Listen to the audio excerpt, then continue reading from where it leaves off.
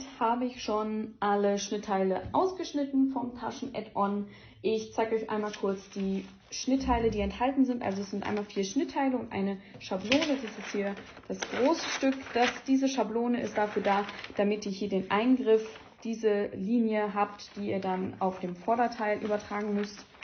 Dann haben wir den hinteren Taschenbeutel, den vorderen Taschenbeutel, den Beleg für den hinteren Taschenbeutel und den Beleg für den vorderen Taschenbeutel. Hierzu eine Anmerkung: Ich nähe diese Tasche jetzt mit Belegen, also mit diesen beiden Teilen, damit von außen der Taschenbeutel nicht sichtbar ist.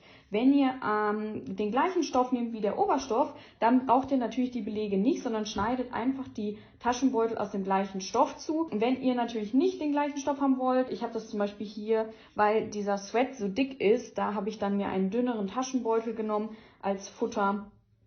Und dann arbeite ich das immer mit den Belegen, damit der von außen nicht sichtbar ist.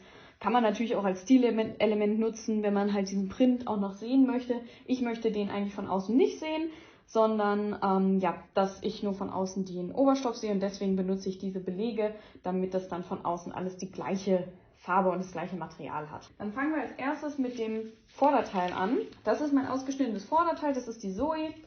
Und dann lege ich mir jetzt hier meine Schablonen drauf, in der richtigen Größe ausgeschnitten, und dann schneide ich mir einmal hier die Linie ab, einmal dieses Teil hier. Und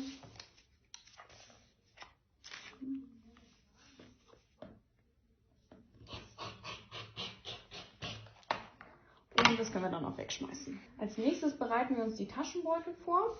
Ihr habt einmal den hinteren Taschenbeutel und darauf kommt jetzt der Beleg für den hinteren Taschenbeutel. Der wird jetzt einmal einfach hier an dieser Linie knappkantig festgesteppt. Ihr könnt, wenn ihr möchtet, natürlich diese Kante auch noch versäubern. Das ist jetzt hier ein Sweat, der wird niemals ausfransen, deswegen mache ich das jetzt nicht. Aber wenn ihr zum Beispiel eine Webware hättet, ihr könnt ja diese Taschen auch an anderen Hosen einarbeiten, dann könnt ihr das erst versäubern und dann feststeppen. Und das gleiche macht ihr dann mit dem vorderen Taschenbeutel auch. Das Teil ist hier ein bisschen länger, das soll euch nicht irritieren. Ihr könnt es einfach auf der richtigen Länge abschneiden. Und dann steppt ihr auch hier einmal an dieser Kante, sagen wir 0,5 cm von der Kante entfernt, das Teil auf den Taschenbeutel. Schaut, dass es von hinten natürlich beide Linien aufeinandertreffen. Jetzt nehmt ihr euch euer Vorderteil und legt den Taschenbeutel mit dem abgeschrägten Teil hier an der Seite rechts auf das Vorderteil und näht es hier bei 0,7 cm zusammen. Ihr müsst dann natürlich auch darauf achten, dass ihr beide Lagen, also sowohl Beleg als auch Taschenbeutel, da dran näht. Ganz wichtig ist, dass ihr hier die Naht nicht mit annäht. Also das Stückchen hier ist locker. Und wenn ihr das jetzt hier oben angenäht habt, könnt ihr das umklappen und einmal ordentlich bügeln. Ihr bügelt am besten die Nahtzugaben in das Vorderteil, so dass hier eine schöne Kante entsteht. Und dann nochmal nach innen,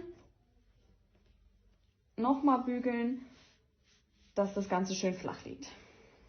Wenn ihr möchtet, könnt ihr diese Kante jetzt auch nochmal absteppen, damit sich hier nichts rausdreht.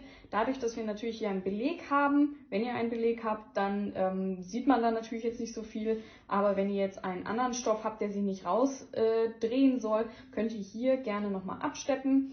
Ich lasse das jetzt so, ich finde es so clean auch ganz schön. Und dann nehmt ihr euch den anderen Taschenbeutel und legt das Vorderteil da drauf. Könnt ihr auch von der anderen Seite, dann sieht man es natürlich besser. So, dass die beiden Taschenbeutel genau aufeinander liegen. Und dann nehmt ihr nur den Taschenbeutel und näht diesen Taschenbeutel einmal hier an der Rundung komplett fest, bis hier unten, also von hier oben bis hier unten. Das könnt ihr dann natürlich auch noch versäubern. Das ist jetzt zum Beispiel eine Webware, die kann man durchaus mal versäubern. Und dann sind wir eigentlich schon fertig. Was ich jetzt noch machen würde, damit es im nächsten Schritt einfacher ist zu verarbeiten, dass ihr hier oben einmal alle Lagen aufeinander fixiert und auch hier an der Seite, damit bei den nächsten Schritten von der Jogginghose nichts mehr verrutscht.